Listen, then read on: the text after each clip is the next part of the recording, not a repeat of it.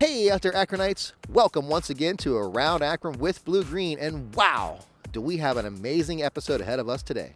I'm going to visit CSS, Community Support Services, and learn all about the mental health services they provide to the community. I head over to January Paint and Wallpaper and hang out with the entire family. Yes, they are a true family-owned business, has been in service for over 60 years serving Akron.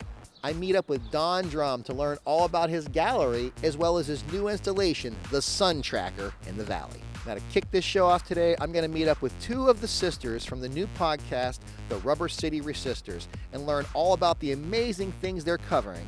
Let's go see what the Rubber City Resistors is all about. I wanted a group of girls, a group of ladies, a group of women that I knew could hold their own and would be strong in their opinions, right?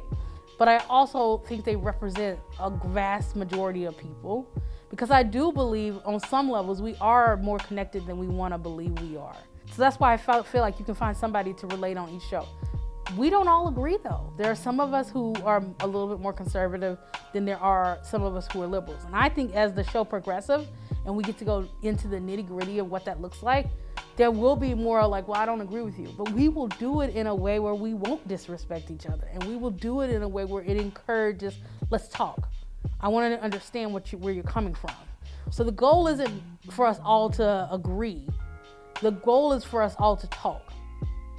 The goal is for us all to get in a space and talk and come to some consensus about how we are going to manifest life together.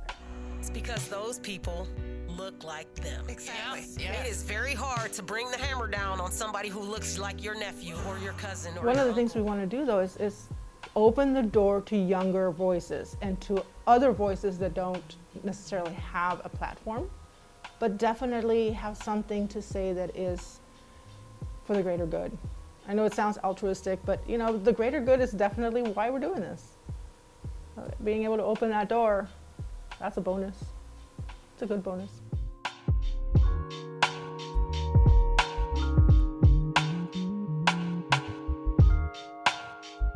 There's Yolie Miller, and she is fabulous. She's a lady about town. I met Yolie. I don't even really know how we met Yolie. I think we just kind of kept showing up at the same stuff. But I know her daughter much more than I knew her. Her daughter Fabi and I worked together at a dry cleaner while I was in law school. Then there is Sarah Bandhoff, and she is a local powerhouse. She makes organic things and teaches how to be healthy, and she's like one of those ladies with 2 kids, and she's also destroying a house in Goodyear Heights that she is renovating. Then there's India Joy Rush. She is a tattoo artist. She's a construction person. I met her because she was a singer. You can go on and on with her. She introduced us to Erin Simonetti, who is a teacher in Akron. Also a beautiful spirit, beautiful soul. There is Angie Hayes. I fell in love with Angie when I saw her perform I think the first time I saw her perform was actually at Akron Civic. She blew me away. Every time I need her, she shows up. And then I was like, you want to do this with me? And she was like, I actually have all the equipment. I hadn't even thought about what we were going to use for equipment. So it's just like kind of meeting of the minds. And then there is Jeanette Lorich, who has been amazing at creating our platforms. She's a reptile lover. She's got kiddos. She's, one of those people you can always count on to show up and show out. Welcome to Rubber City Resistors. This is our 4th episode. Beautiful group of ladies here. We're going to start it off with just a little fun fact. I was the last person to join the podcast. And I don't know if I would have done it if only Sunny had asked or if only Angie had asked.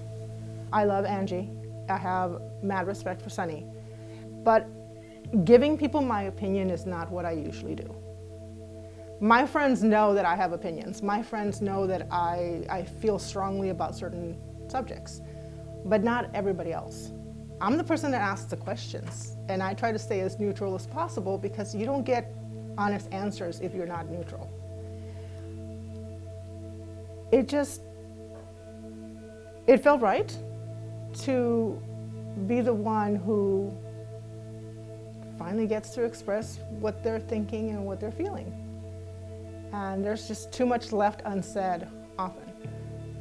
And I don't know, It was fun. It's fun. We're having fun, and we're having fun in a very constructive way. We get to talk about how we think, why we think that way, how we feel, why we feel that way, and we do it in a safe space with other people who respect us enough to not cut us down for how we think and how we feel.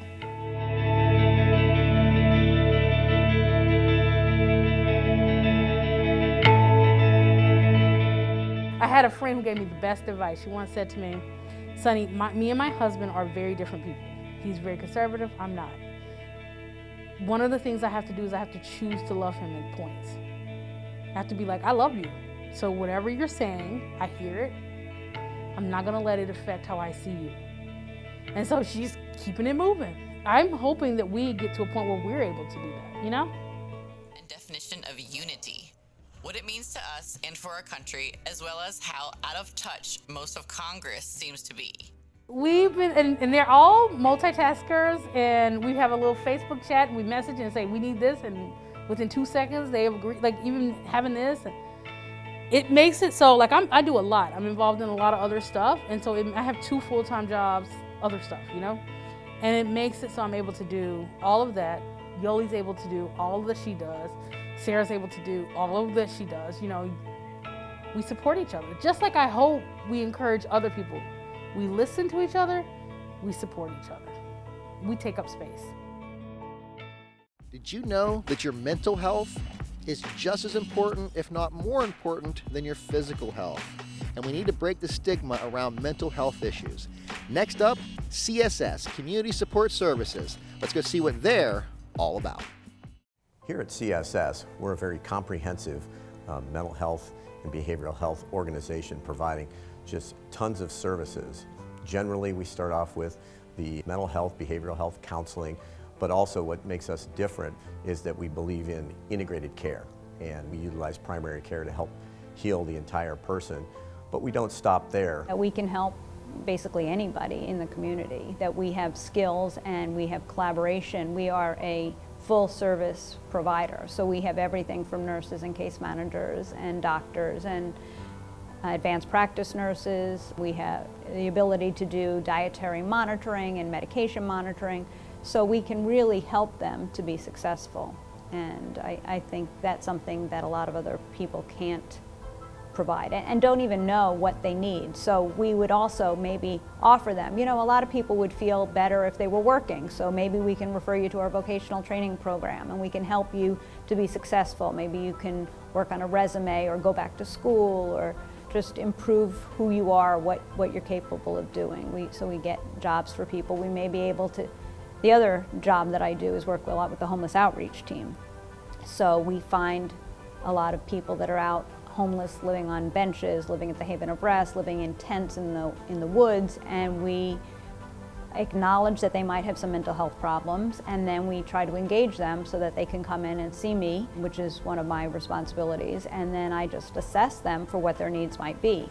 And I work with the case managers to make sure they're housed, because we definitely want them housed for safety purposes and for security, and we feel like once they're housed, they're much more likely to take medication and follow up with appointments.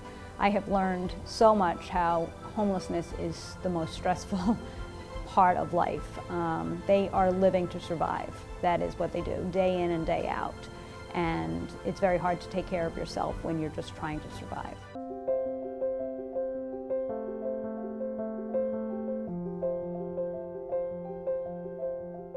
What really drew me into the mental health field was the fact that we can really help folks who are suffering from chronic mental illness. And mental illness is very treatable. Given the right staff at CSS, we're incredibly fortunate to have some really long-term and talented staff people that really believe and work very hard to help people get into recovery and help them do much better living their normal lives. I have seen people grow old, and that's something that you don't have that opportunity, and it's a luxury to have a doctor for 25 years, that you were 50 years old and now you're 75 years old, and you've had to navigate that life. And You know, I've learned through their lives how they've grown and how they've developed, and I'm a part of their life. And I think that longevity with a lot of our staff is really important, that they feel connected and that they have grown and they feel secure and they know where to reach out to if they need help. And that's something that CSS has been able to afford them.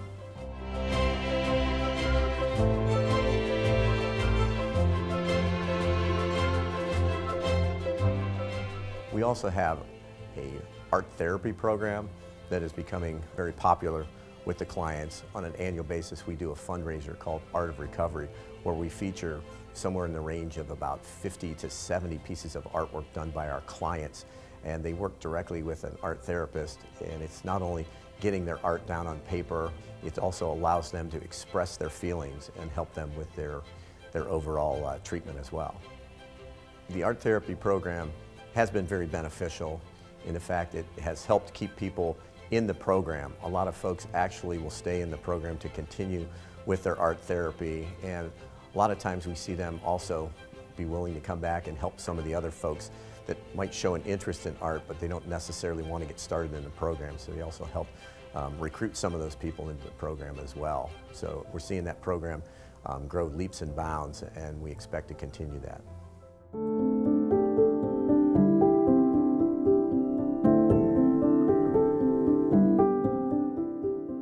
We really appreciate the opportunity to have this time to come out and communicate to folks and to help with the terrible stigma that we see nowadays, and it seems to be all pervasive against people with behavioral health and mental health issues. And we know that through the appropriate treatment and coming into organizations like CSS, people do get better.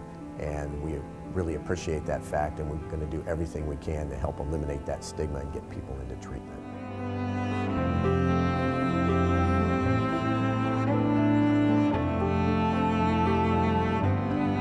The conversation is, you could do better, and wouldn't it feel good to be healthier?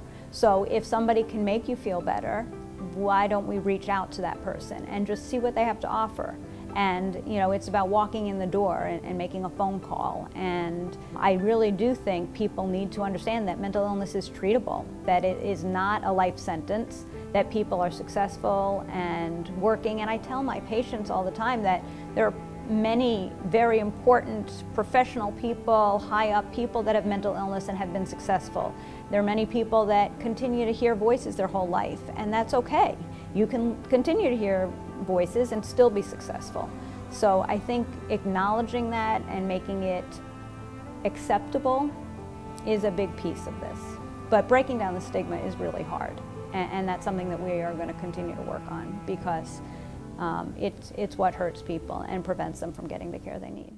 Next up, we're here at January Paint and Wallpaper. They've been in business for over 60 years. Let's go see what they're all about. That really is kind of our driving force, is the community around us. We've created a niche. We've been here since, we've been around since 1956, been here since '69. People know our names. I mean, I can go around town anywhere and I'll say, oh, I'm Clark January. Oh, January Paint, yeah, that's Phil, Andy, Harriet, yeah, that's, so. And I think that with the wallpaper too, it's created kind of a niche too, that we're known as the wallpaper guys, for better or worse, but that's what makes us stand out compared to a Home Depot, a Lowe's, a Sherwin-Williams. Not only that we're a family local business, but we also offer wallpaper and paint and everything in between. There's a lot of people that like family stores. First of all, you get a lot of attention. If you come in here, you're always greeted. You're asked, do you want help? Can I look for something for you? So yeah, people do. And I think all of a sudden it kind of became, I think because people realize it is going away, you're sort of, valued because of your rarity. Gosh, I can remember probably in the 80s, there might have been 10, 12, 15 places that sold wallpaper in stock. There's nobody else but us right now. So if you want to pick up wallpaper today, you're kind of forced to come here.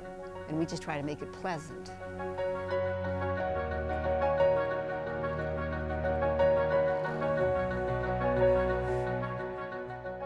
We've all been here for so long that it's a generational thing where grandparents, parents, and now grandchildren are coming into the store. And you can't help but get to know people. It's a regular part of the store. probably when I was around 11, I started doing sort of menial office work, sending out little ads on postcards, filing. So a long time, let's say over 60 years. I grew up here. I mean, I remember running around as a kid, skateboarding upstairs, you know, hanging out in the back room after school, coming down, you know, like I said, I grew up here. I mean, pretty much ever since my earliest memories are from down here. Well, my first memory was I was just turned 10 in July of 1956, and my folks got a truckload of paint from a company called Elliott out of Chicago, and it came in August 31st of 1956, and I was a big kid, so my dad was still working at his other paint store job, and my mom and I and another fella unloaded that semi full of paint and took it into our building at Bowery and Thornton, which we were there till 1969 when we moved over here. So that's my earliest memory, and I was so mad that I had to go to school on Tuesday because I really liked doing this. I liked being an adult.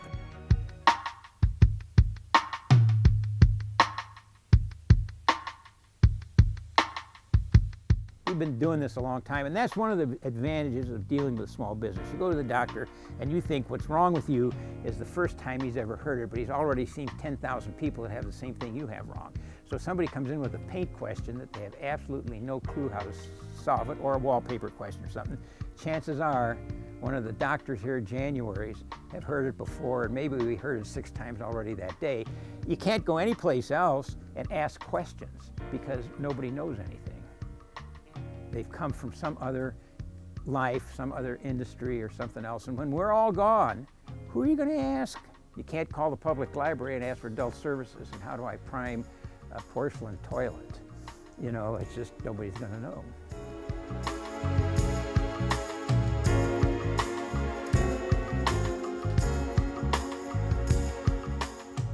Wallpaper is still something that people really like to feel in touch.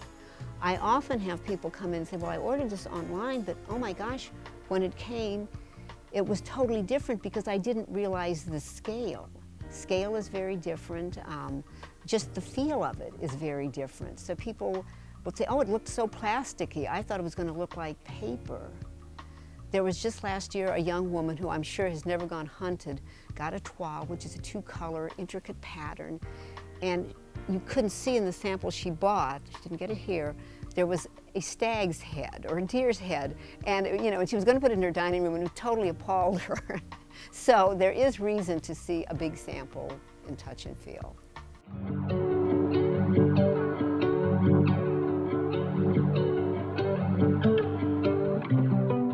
Back when the pandemic hit, our showroom was closed, so we weren't letting anyone into the store. So to be fair, we had a lot of downtime. And I figured, well, instead of just sitting here twiddling my thumbs waiting for someone to call or knock on the front door, I figured, well, I got some time, let's build a website. Something good came out of the pandemic for us because, you know, we were able to use like I said, the downtime to actually create the website and bring it up to date, I guess. Because before that, we had a Facebook, but we never used the Facebook really, so I kind of revamped that, and I made us an Instagram and started doing that. So like I said, I was able to kind of turn a negative into a positive with that.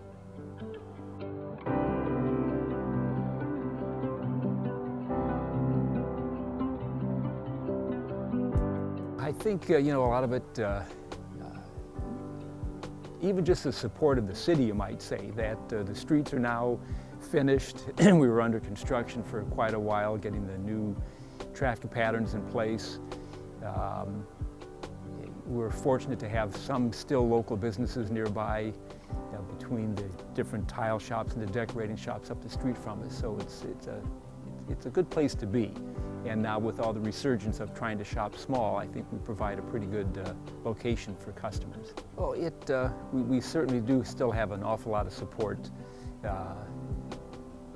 It's been good, been very good. Now, to wrap this show up today, I had the pleasure of hanging out with Don Drumm to learn all about his amazing body of artwork, all that he's done in his life, and this place right here, the Don Drumm Studio and Gallery. Let's go see what this place is all about. Style is something that you hear about when you study art history or what all, or direction or whatever they call it. And any artist works as well doesn't sit down to do his style unless he's tremendously commercial or something. It just happens. One piece leads to another. I work 7 days a week, and I'm not beating things or pounding or carrying great loads because I'll be 86. But I'm designing, and I'm getting things made both in pewter and aluminum and steel or what have you. And I'm happiest when I am working.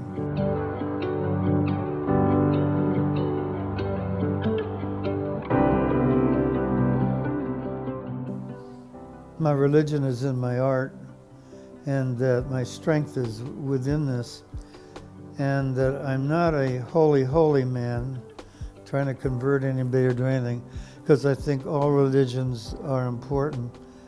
But I'm very proud that I've done and worked for different groups.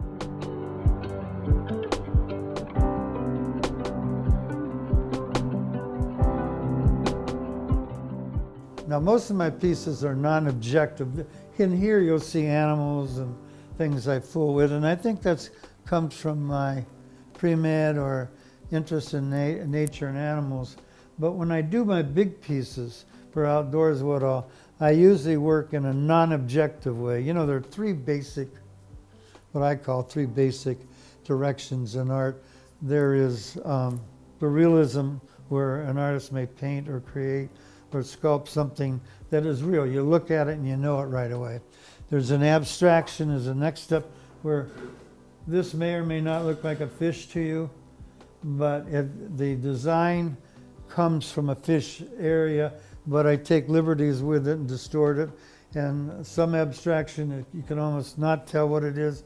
Some you can tell what it is. Then the third school of thought is the non-objective way, which I work all three. And the non-objective thing is when you take shapes and metals or whatever you're working in, and you create something, but it's to be seen as what it is and not meant to be something. During the months they were creating it, I kept thinking of names and what all would relate to the sun, and it doesn't control the sun at all. So I had to come up with something. I couldn't come up in the middle of the night. Sounds crazy. In the middle of the night, I came up with tracker, sun tracker. I got up, wrote it in the dark on a pad so I wouldn't forget it, and went back to sleep. Then looked it up in the morning, and it was sun tracker, and I said, that's what it's going to be.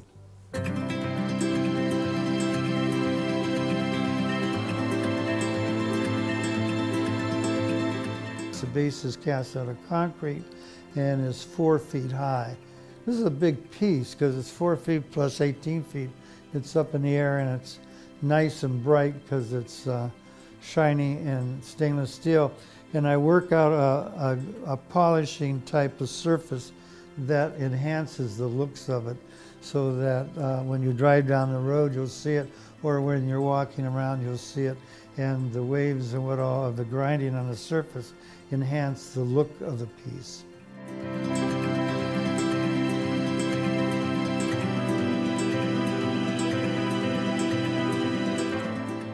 Long time ago, when I was in art school, I think at Kent or something, some professor, somebody said, you know, you got these shapes and what have you, and you've got to learn to work outside of the shapes and not be stuck with a square or this or that. And said one of the hardest shapes to work with is the round circle, because it's a complete statement in itself. And I thought, boy, that's interesting. I started drawing circles. Pretty soon I was putting faces in them and making suns. And that really is the beginning of my interest in the sun. The sun is a religious symbol to some cultures. It's just part of a society in some cultures. It's a fun thing that we make laughing or crying or whatever with the sun. In every society, the sun is used somehow, because it's what gives us life. Without the sun, we wouldn't be here. And when the sun goes out, we're gone. So I don't really think that monumentally when I'm doing a sun face. I just enjoy doing small faces up to very large ones.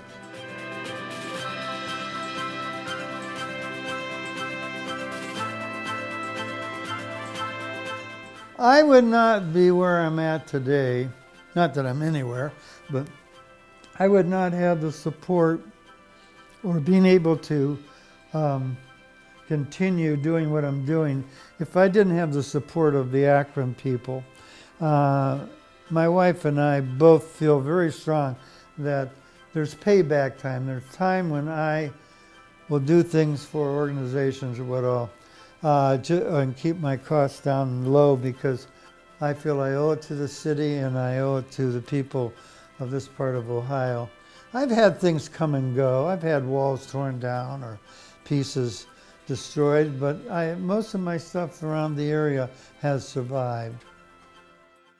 Thank you once again for watching this episode of Around Akron with Blue Green. Now, on a quick side note, let's all take a moment to vote Devo. That's right, Akron's own Devo into the Rock and Roll Hall of Fame. They deserve to be there more than about any band that I know of. Now, thank you for watching this episode. If you have any questions, comments, or drop me an email, you can reach me at www.aroundakronwithbluegreen.com, or you can catch me on Twitter, Instagram, Facebook, and TikTok. Thank you, and have an amazing day.